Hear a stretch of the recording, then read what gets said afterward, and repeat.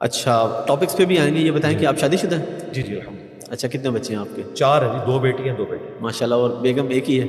हाँ जी, बेगम एक ही है अल्हम्दुलिल्लाह। और मैं ज़ाती तौर पे कुछ लोगों को जानता हूँ, मैं नाम नहीं लूँगा, जिनका पब्लिक में नहीं पता कि उनकी 2-2 3-3 है, लेकिन खुफिया शादी हैं उनकी। अच्छा, किसी ये के खुफिया लाहौर में शादी है, तो किसी इस्लाम की की। रूह से तो ज़िना है जी।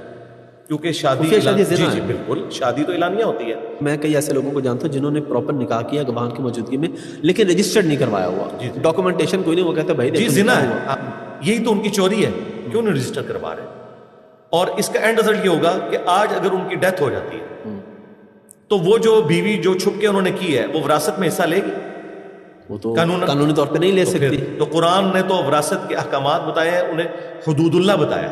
तो ऐसा शख्स जिंदगी में भी हराम कर रहा है और मरने के बाद भी वो कब्र में अल्लाह के अजाब में होगा कि उसने एक ऐसी बीवी छोड़ी है और उसके बच्चे कि जो उसकी विरासत में से ले नहीं सकते कानून।